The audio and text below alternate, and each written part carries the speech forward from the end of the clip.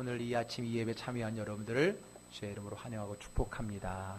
오늘 말씀을 통해 내게 주시는 하나님의 말씀 그 은혜 하나도 남김없이 받고 누리시기를 주의 이름으로 축복합니다. 아멘. 이스라엘 땅에는요, 말라기, 구약 마지막 선지자인 말라기 선지자 이후로 정말 아무런 하나님의 말씀이 들려오지를 않았었습니다. 아니, 심지어 영적 타락기였다고 하는 사사시대에도 하나님은 사사들을 통해 말씀하셨었고요. 그리고 심지어는 이스라엘이 바벨론의 멸망을 가서 그 멸망의 포로로 갔을 때도 하나님은 다니엘이라든지 에스겔이라고 하는 그 선자들을 통해서도 말씀을 하셨었는데, 웬일인지 포로 이후에 돌아와서 말라기까지는 말씀을 하셨는데 그 이후로는 430년이라는 긴 시간 동안에 아무런 말씀이 없으셨다는 거예요. 그것을 우리는 영적 암흑기라고 말하고 영적인 추운 혹한기, 겨울이라고 말할 수 있습니다. 그러나 여러분, 아무리 춥고 긴 겨울이라도 그 끝은 있는 거예요. 올겨울이 많이 추웠지만은 그럼에도 불구하고 이제 끝이 오고 봄이 오고 있지 않습니까? 자, 이제 겨울이 끝이라는 사실을 알리고, 그리고 이제 새로운 봄이 오고 있음을 알리는 소리, 봄이 오는 소리가 이제 그 땅, 이스라엘 땅 전역으로 울려 퍼지고 있는 겁니다. 물론 그 봄은 긴 하나님의 침묵을 깨고 들려오는 하나님의 말씀이기도 하고요, 또 하나님이자 하나님의 말씀의 실체이신 예수 그리스도, 그분이 바로 봄이지요. 그러니까 그분이 오는 소식이 곧 봄이 오는 소리와 같은 겁니다. 지난주에는 이스라엘 땅을 크게, 맨 위쪽은 갈릴리 지역, 중간은 사마리아 지역, 맨 밑에는 유대 지역, 크게 이렇게 나눈다라고 했을 때, 바로 북쪽의 갈릴리 지역의 나사렛이라고 하는 동네에 한 가정, 한 여인, 누구예요? 마리아에게 들려왔던 천사 가브리엘이 전해준 봄이 오는 소식, 예수님이 이 땅에 오는 그 소식을 우리가 들었어요. 그런데 그 소리는 그저 한 가정의 한 사람에게 들려지는 소리였을 뿐이에요.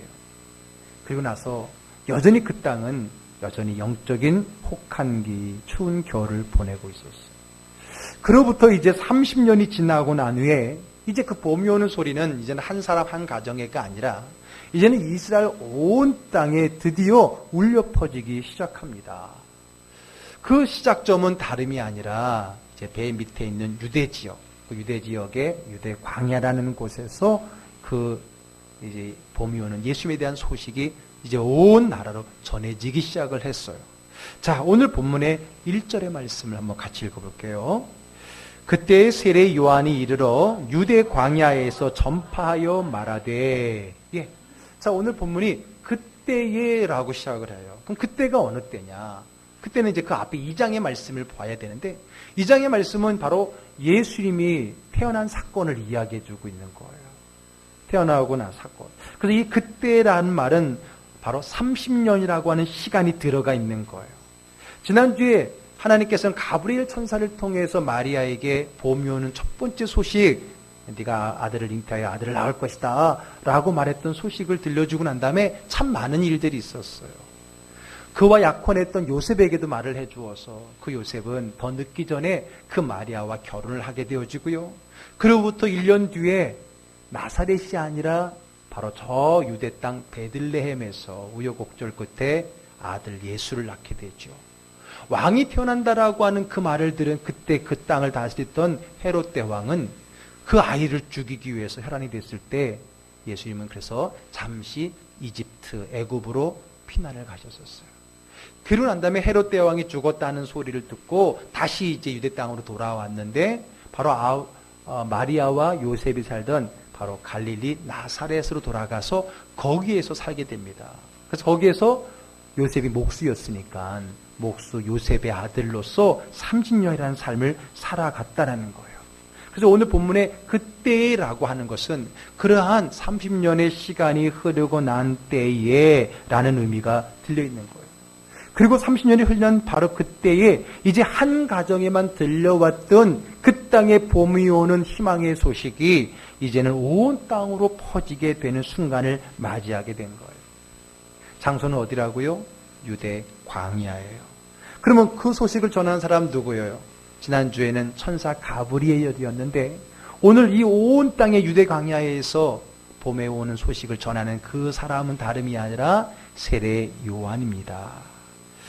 자, 그러고 보니까 우리 지난주에 본문이 어떻게 시작했냐면 여섯째 달에라고 시작했어요.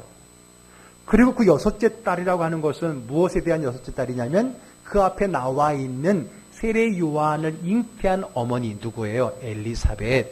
엘리사벳이 세례 요한을 잉태하고 난 여섯째 달에 천사 가브리엘이 또 마리아에게 갔다. 그렇게 시작했잖아요. 저 예수님에게 들려온, 이 땅에 처음 들려온 예수님에 대한 그 소식이 세례 요한이 잉태한 후 여섯째 달이라는 그 여섯째 달로서 시작을 했듯이 이제 오늘은 뭐예요? 반대로 세례 요한이 유대 광야에서 소식을 전하는데 그 이야기를 할 때 처음에 그때에라고 말하고 있잖아요. 그때는 바로 예수님의 그런 탄생과 그 과정이 있고 난 후에라는 거예요. 그러니까 예수님과 세례 요한은 이렇게 서로 얽혀 있어요. 뗄래야 뗄 수 없는 그런 관계로서 얽혀 있는 것을 보게 됩니다. 자, 그럼 어쨌든 예수님보다 세례 요한을 잉태하고 여섯째 달에 마리아도 잉태했으니까 어쨌든 둘의 차이는 6개월 차이가 나겠죠. 예수님보다 먼저 이 땅에 6개월 먼저 온 그 세례 요한이 이제 유대 광야에서 이제는 온 나라에 봄이 오는 기쁨의 소식을 전하고 있는 거예요. 자, 그럼 뭐라고 전했는가 들어볼까요? 2절의 말씀입니다. 있습니다. 회개하라, 천국이 가까이 왔느니라 하였으니. 예. 자, 그가 전한 첫 번째 그 희망의 메시지는 뭐냐면 회개하라, 천국이 가까웠다라고 하는 거예요. 이게 무슨 말이에요? 여러분, 회개와 천국이라는 말은 이해가 서로 연결될 수 있죠? 왜냐하면 천국이라고 하는 것은 죄 없는 자가 가는 건데, 그러므로 천국을 가려면 죄가 없어야 되니까 그 죄를 어떻게 해야 돼요? 해결해야 돼요. 그러니까 회개하라라고 얘기한 거니까 회개와 천국 관계는 우리가 알 수가 있다라고 하는 거예요. 자, 그런데 지금 그때가 언제냐는 거예요. 바로 천국이 가까웠다고 하는데 그럼 천국은 어느 때에 오느냐? 지금 가까이, 지금 오고 있다라고 말하는 거잖아요. 그러면 가까이 오고 있는 천국은 무엇을 얘기하는 걸까요? 여러분, 천국은 무슨 뜻이에요? 하나님의 나라라는 뜻이에요. 하늘나라지만 하나님 나라라는 뜻인데, 여러분, 우리가 예수 믿기 전에 우리나라가 쓰던 천당과는 다른 의미예요. 여러분, 우리 예수 믿는 사람들은 천국이라고 그러지 천당이라고 안 그러죠. 천당이라고 하는 단어는 당자를 쓰기 때문에 어떤 공간적인 의미가 있어요. 그러니까 천당 그러면 어디냐라는 그 장소의 의미가 그 이름 속에 들어가 있지만, 천국이라고 하는 건 물론 어느 나라냐라고 말하지만 그것은 장소의 개념보다는 어떤 곳이냐라는 곳에 더 관심이 있는 단어가 천국이에요. 그래서 천당이라고 우리는 안 써요. 그러면 천국은 어떤 곳이냐? 어떤 곳이에요? 하나님이 계신 곳 또는 하나님이 다스리는 곳을 천국이라고 말해요. 그러니까 어디냐가 중요한 게 아니에요. 왜? 하나님이 다스리는 곳은 어디든지 하나님의 나라이기 때문에 그래요. 그러나 천당이라고 하는 그냥 어디 공간적인 의미가 갖고 있잖아요. 그렇기 때문에 우리는 천당이라는 말을 안 쓰고 천국이라고 써요. 어쨌든 그러면 천국이 가까웠다라고 하는 것은 뭐예요? 지난 430년 또 거기에다가 예수님이 또 자라는 가정에 30년이 있으니까 이 460년이라는 시간 동안에 그들은 하나님의 음성을 듣지 못했어요. 영적인 암흑기를 보내고 있어요. 하나님 말씀을 듣지 못한다는 것은 하나님이 우리와 함께하지 않는다는 거라고 생각했고, 하나님 우리와 멀리 있다고 생각했던 거죠. 그런 그들에게 천국이 가까이 오고 있다, 하나님이 가까이 오고 계시다라고 말을 하고 있는 거잖아요. 그러니까 우리가 이제 어둠을 벗고 죄를 벗고서 오실 하나님을 맞이해야 된다, 그런 의미가 오늘 이 천국이 가까웠으니 회개하라 라고 하는 세례 요한의 외침 속에 들어가 있다라고 하는 것입니다. 지난 길고 긴 영적 암흑기 속에서 그들을 떠나시고 그들을 버리셨을 것만 같았던 그 하나님이 이제 드디어 우리에게 찾아오신다는 거예요. 그러니 여러분, 천국이 가까웠다라는 말을 들었을 때 그들이 얼마나 마음속에 새로운 희망을 가질 수 있게 됐습니까? 그동안의 긴 세월 동안에 그 어둠 속에, 그 혹독한 추위 속에 있는 사람들에게 드디어 봄이 옵니다라는 말을 들었을 때 얼마나 마음에 정말 감동 있게 그 소리를 들을 수 있겠냐는 거예요. 그래서 세례 요한은 외쳤어요. 어디에서? 광야에서. 사람들이 많은 성읍에서가 아니라 사람들이 오고 가지 않는 오히려 그 광야에서 외치고 있는 거예요. 그러므로 주님이 오시니까, 하나님이 오시니까, 천국이 가까이 왔으니까 무엇하라고요? 회개하라. 왜? 죄를 씻어야 그 하나님을 맞이할 수 있게 된다는 거죠. 마치 여러분 새벽 미명에 무엇보다 누구보다도 빛에 민감한 닭이 드디어 이제 아침이 옵니다. 새벽이 옵니다. 드디어 해가 뜰 겁니다. 라는 신호를 꼭요 라고 알려주듯이 그 소리를 듣고 시계가 없던 시절에는 아침이 오는구나. 이제 준비를 해야지. 일어나서 이제 일할 준비를 해야지 라고 했던 것처럼 오늘 세례 요한은 그 어둠의 깊은 겨울을 보내고 있던 그 시대에 드디어 예수님이 이 땅에 오십니다. 하나님의 나라가 가까이 왔습니다. 그러므로 준비하세요. 회개하세요라고 선포를 하고 있다라고 하는 거예요. 자, 그러면 이런 세례 요한의 이 사역, 회개를 외치는 이 사역의 일은 어디에 근거를 한 거고 무슨 일을 하는 거냐. 자, 3절에서 그 답을 이야기해 주고 있습니다. 자, 읽습니다. 저는 선지자 이사야를 통하여 말씀하신 자라. 일러스되 광야에 외치는 자의 소리가 있어 가로되 너희는 주의 길을 준비하라. 그의 오실 길을 곧게 하라 하였느니라. 이 세례 요한의 지금 광야에서 소리를 지르고 있는 것은 갑자기 일어난 일이 아니라 일찍이 구약의 이사야라는 선지자가 예언했다는 건 뭐예요? 이미 하나님이 계획하신 일이다라는 거예요. 이사야가 얘기했어요. 광야에 외치는 자에게 소리가 있어 가로되 너희는 주의 길을 준비하라. 그의 오실 길을 곧게 하라 라고 써있지 않더냐. 지금 그 일이 세례 요한을 통해 이루어지고 있다라고 마태복음의 저자가 우리에게 가르쳐주고 있는 거예요. 그래요. 바로 세례 요한이 누구냐? 이사야가 말한 광야에 외치는 자의 소리다라고 하는 겁니다. 광야. 여러분, 우리 인생의 광야 그러면 좋은 거예요, 나쁜 거예요? 나쁜 거죠. 광야는 사막이니까 메마른 거잖아요. 우리 인생의 겨울 그러면 좋은 거예요, 나쁜 거예요? 나쁜 거였잖아요. 혹독한 추위, 메마른 광야, 다 우리 인생의 힘들고 어려움을 이야기하는 거겠죠. 근데 그 광야에 외치는 자의 소리가 있다는 거죠. 깜깜한 그 밤의 빛을 먼저 인식하고 이제 날이 밝을 겁니다 외쳤던 그 다구름 소리와 같은 그 성각적인 그러한 희망을 주는 그런 외침이 세례 요한의 외침이라고 하는 거고, 그 외침은 이제 주님이 오시기 전에 먼저 그 외침이 있을 거라고 하는 이사야의 예언을 통해서 우리가 확인해 볼 수 있다라고 하는 겁니다. 그럼 뭐라고 외친다고요? 주의 길을 준비하라. 오실 길을 곧게 하라 라고 외치는 거예요. 자, 이 말은 이 세례 요한이 예수님 오는 길을 준비하고 곧게 하라는 말도 있지만은 곧게 하라라고 외치는 거니까 모든 사람이 이제 하나님이 오실 거니까 하나님 맞을 준비를 하고 하나님 내게 오실 때에 바로 오실 수 있도록 그 길을 곧게 평탄하게 해라, 그 이야기인 거죠. 군대 다녀오신 남자분들 다 알 거예요. 우리 부대에 만약에 사단장님이 오신다 그러면 부대가 어떻게 돼요? 뒤집어집니다. 난리가 납니다. 뭐 하니려고 청소하고 막 잘 꾸며놓으려고. 여기 보니까 길을 곧게 한다는데 이게 비유가 아니라 실제예요. 그래서 사장님이 걸어오실 그 길까지 다 길을 만들고 그냥 옆에 그냥 안 하던 뭐 돌도 막 이렇게 세워놓고 하여튼에 다 그렇게 하죠. 뭐 군대만 그럽니까? 요즘 모르겠어요. 요즘은 저희 때는 학교 다니면서 장학사님 오신다 그러면 어때요? 또 난리 났죠. 뭐 공부도 안 하고 다 쓸고 닦고 뭐 갑자기 안 하던 환경 미화도 하고 막 그랬어요. 예? 또 그거 학교만 또 그럽니까? 집은 안 그렇습니까? 손님이 오신다 그러면 갑자기 안 하던 청소를 막 하게 되잖아요. 가끔 제가 이제 신방을 가게 되면은 아주 급박하게 청소했던 장면들을 가끔씩 목격을 하잖아요. 그래서 가끔 남편분들은 목사님 자주 좀 오세요.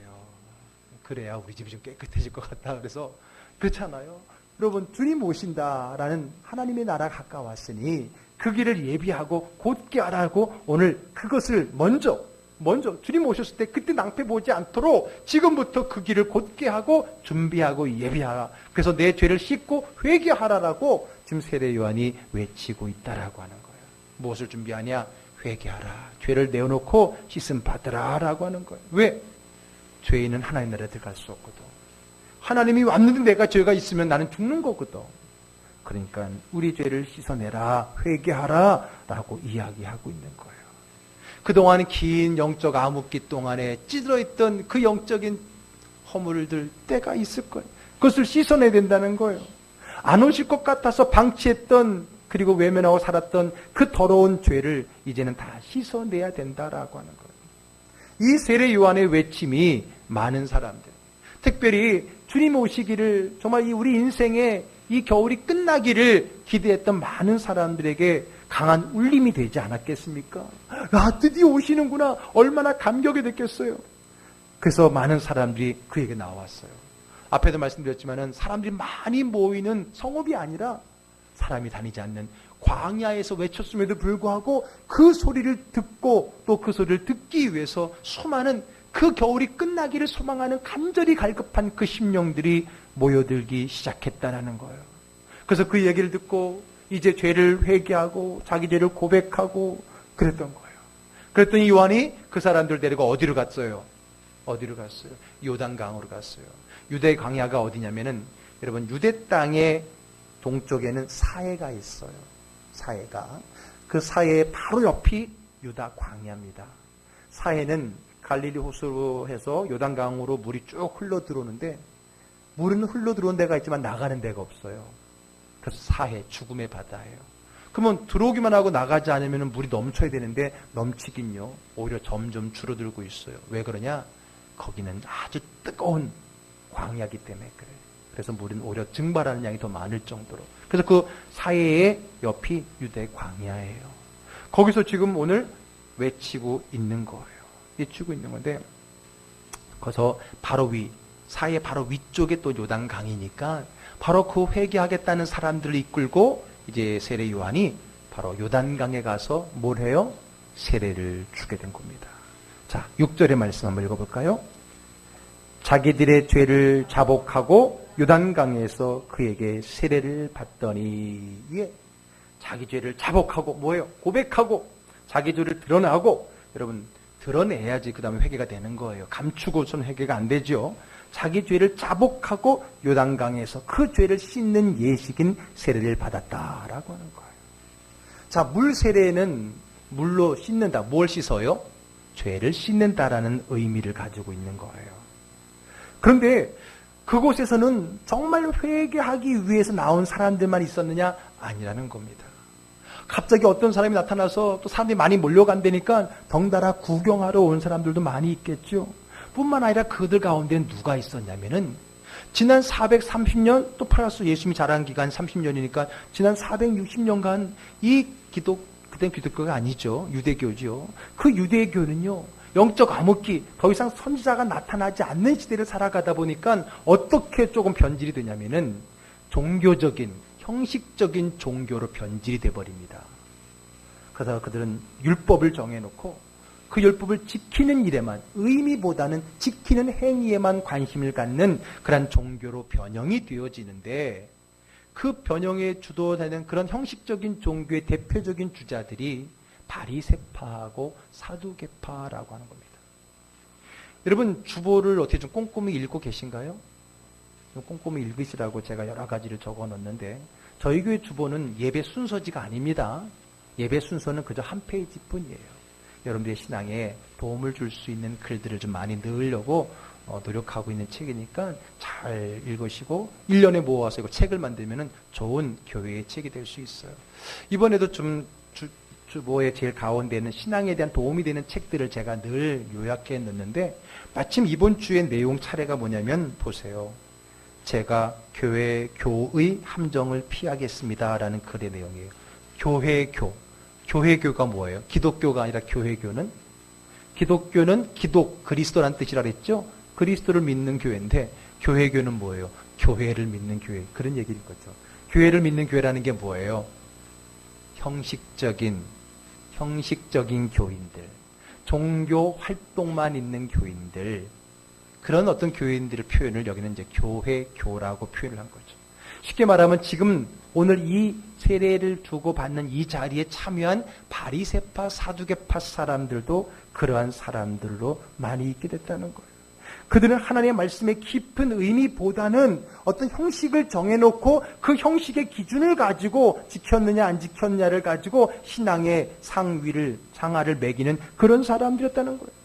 그런 사람들이 봤을 때 이 세례 요한과 같이 틀에 얽매이지 않는 이 사람들은 오히려 비판의 대상이죠.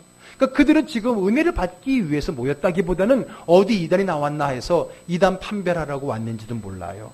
그래서 요한의 말을 듣고는 비웃고 요단을 이단시하게 되었다는 거죠.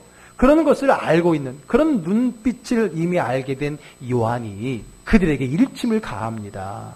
자, 7절의 말씀을 읽어볼게요. 요한이 많은 바리새인과 사두개인들이 세례 베푸는 대로 오는 것을 보고 이르되 독사의 자식들아, 누가 너희를 가르쳐 임박한 진노를 피하라 하더냐. 예, 여러분, 이 바리새인들과 사두개인들이 세례 베푼 대로 오는 것을 보고 뭐라 그랬어요? 독사의 자식들아, 막 욕을 하는 거예요. 막 욕을 하면서 너희들이 어떻게 임박한 진노를 피하라 하더냐 하면서 굉장히 화를 내고 그들의 죄를 지적하고 있다는 거예요. 그러면서 뭐라고 충고하느냐? 그 다음 절 8절을 읽어볼게요. 그러므로 회개에 합당한 열매를 맺고, 자, 독사의 자식들아 막 욕을 하더니 너희도 회개에 합당한 열매를 맺는다는 말을 한 것 보니까 지금 세례 요한이 이 종교적인 형식적인 신앙에 빠져버린 이 두 파를 대표한 이 사람들에게 무엇을 지적한 거냐를 한번 우리가 추론해 볼 수 있다라고 하는 거예요. 자, 그러기 전에 먼저 참고로 이 물로 세례를 주는 이 세례 예식은 세례 요한이 처음 만든 겁니까? 왜 이름이 세례 요한이니까?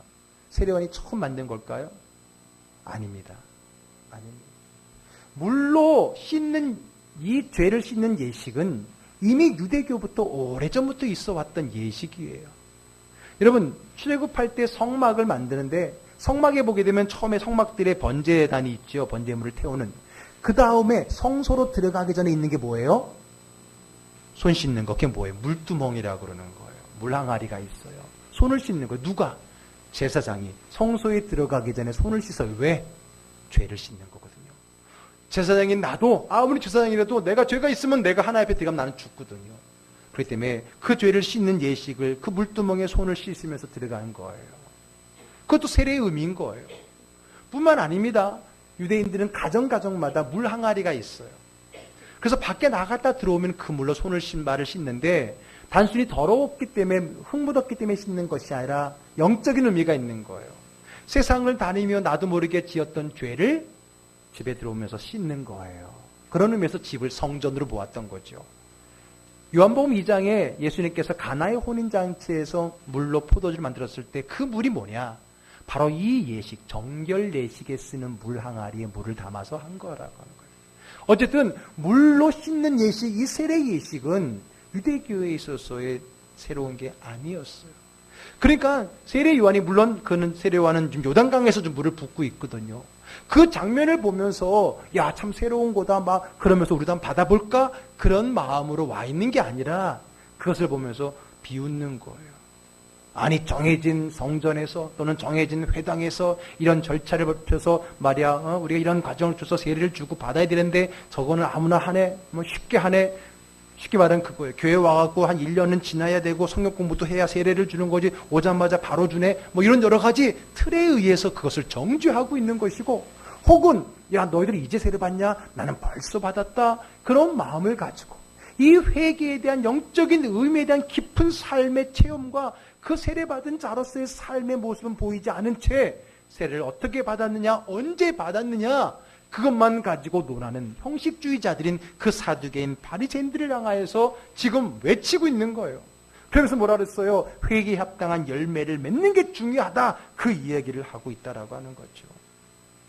물세례 예식보다 더 중요한 것은 진정한 회개고, 진정한 회개는 무엇을 통해 나타나느냐. 저 사람이 회개했는지 안 했는지 우리가 어떻게 해요? 우리 사람은 모르잖아요. 뭘 통해 알 수 있느냐? 회개에 합당한 열매를 통해 알 수 있다는 거예요. 정말 저 사람이 죄를 미워하고 죄를 토해내고 그 죄와 멀어지려는 마음이 있는지, 삶이 있는지 그의 삶의 열매를 통해서 볼 수 있다라고 하는 거예요. 여러분, 죄를 한번 회개하고 씻으면 더 이상 죄를 안 짓습니까? 아니잖아요. 물로 한번 목욕하고 나면 다시는 목욕 안 해도 돼요? 아니잖아요. 또 우리는 더러워질 수밖에 없고 또 씻어야 된다는 거예요. 그렇기 때문에 씻는 것도 중요하지만은 그 깨끗함을 계속 유지해 나가는 것. 또 더러운 순간순간 더러워질 때마다 어떻게 그 문제를 해결할 건가라고 하는 그 삶이 더 중요한 거예요. 그래서 요한이 이렇게 말합니다. 11절 말씀으로 갑니다. 읽습니다.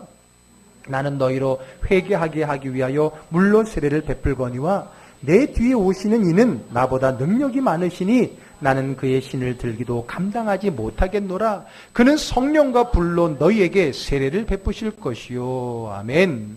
물 세례가 끝이 아니라는 거예요. 성령과 불 세례가 그 다음에 있다라고 하는 거예요. 여러분 잘 들으세요. 물 세례가 죄를 씻는 것이라고 하면 성령과 불 세례는 씻은 그곳에 하나님의 능력을 입히는 거예요. 하나님의 능력을 입히는 거예요. 물 세례가 죄의 비움이라면, 죄를 비우는 거라면 성령 불 세례는 능력과 은혜를 채우는 겁니다. 여러분, 비움이 중요하지요. 그러나 비움은 무엇을 위함이에요? 채움을 위함인 거예요. 깨끗하게 비워넣었다? 아니에요. 깨끗하게 비우는 의미는 그 다음에 좋은 것을 담기 위함이에요.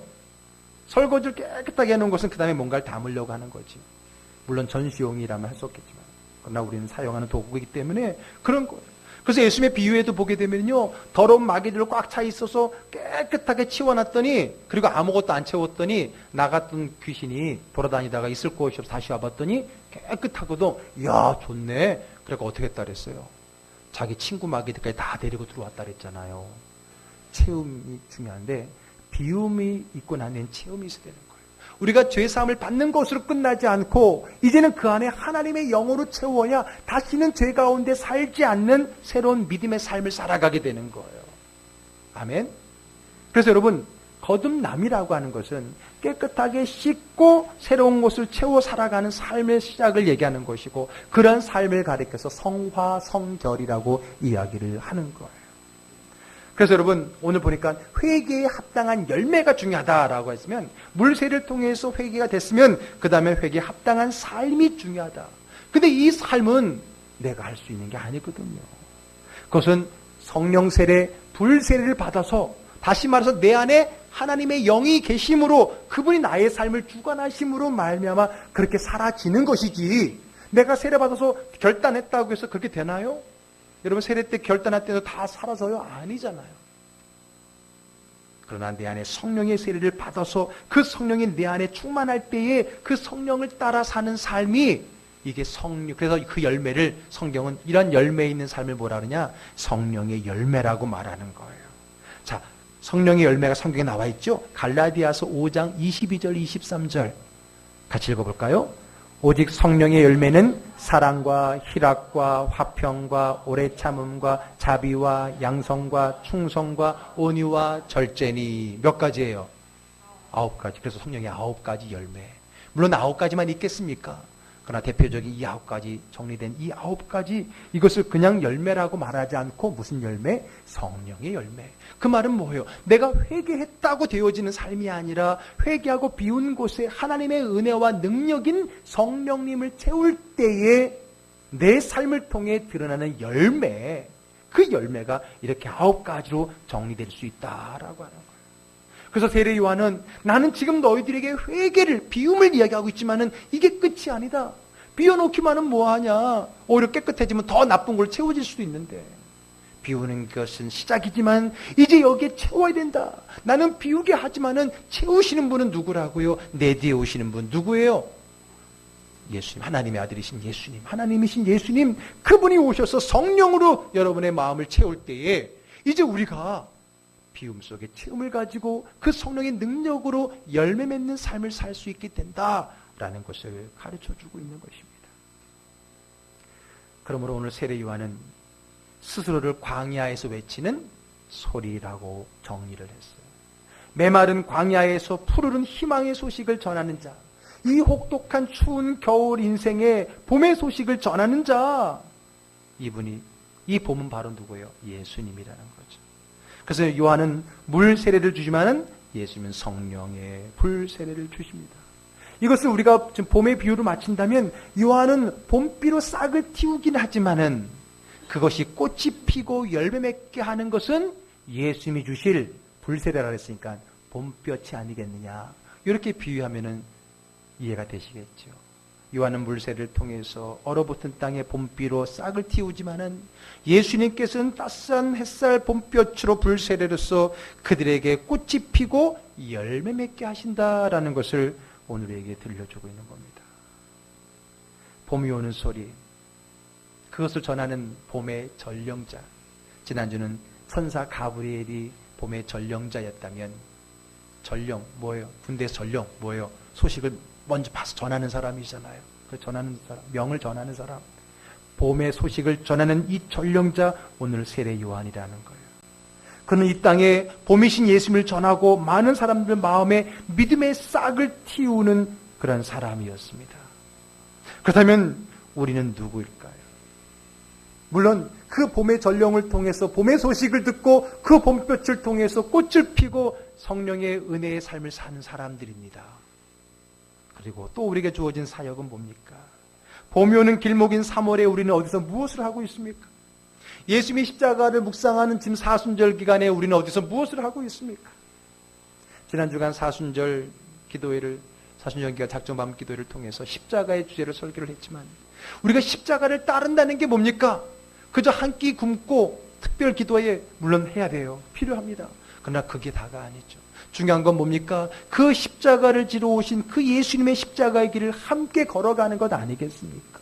그분을 증거하고 나누는 것 아니겠습니까? 그것이 사순절을 묵상하며 살아가는 우리들이 아니겠습니까?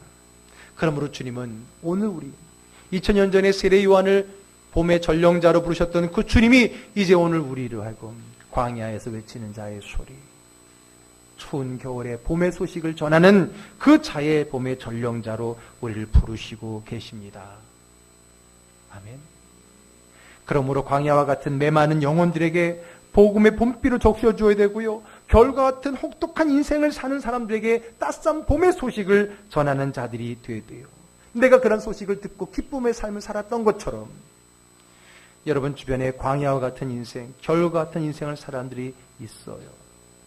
그들에게 찾아가서 외치십시오. 그들 마음에 그들의 메마름을 적실 봄비, 그들의 추운 겨울을 녹일 수 있는 봄과 같은 소식을 우리는 전해야 된다라고 하는 거예요. 아니 혹시 나도 여전히 내가 아직 광야와 같은 추운 겨울 같은 삶을 살고 있다면, 그렇다면 내가 먼저 그 봄의 소식을 뿐만 아니라 봄 대신 주님을 만나서 우리가 은혜 받고 힘을 얻고 위로받고 승리해야죠. 그러나 그것이 끝이 아니라 이제 우리는 그런 은혜를 받은 자로서 이제는 그 은혜를 나눌 자로서 나아가야 된다라고 하는 것입니다. 날씨가 좀 많이 따뜻해졌지요. 우리 옆 사람하고 이렇게 인사합시다.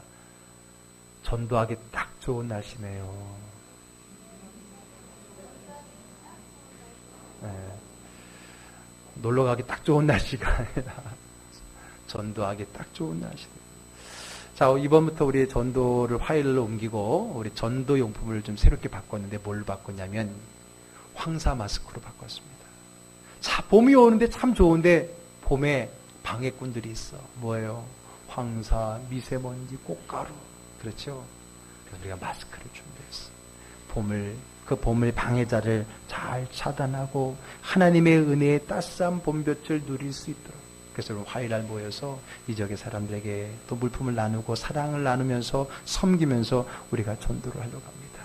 사랑하는 즐거운 교회 여러분, 봄에 우리 인생에도 추위가 있었고 메마른 광야가 있었지만은 봄 대신 주님의 그 은혜 가운데 씻김 받고 꽃 피워 열매 맺는 신앙의 삶을 살아가고 있다면 이제 우리도 이제 또 다른 봄의 전령자가 되어서 광야에 외치는 소리가 되어서 유대 광야 메마른 그 영혼, 혹독한 추위와 같은 그 인생들을 향하여서 따스한 봄에 예수 그리스도를 증거하고 나눌 수 있는 의미 있는 3월, 봄의 길목인 3월, 사순절의 3월을 함께 지낼 수 있기를 주의 이름으로 축복합니다. 우리 찬양을 한 곡 하겠는데요. 바로 오늘 본문의 말씀을 가지고 만든 복음성가입니다. 나는 소리요. 우리 함께 찬양하겠습니다.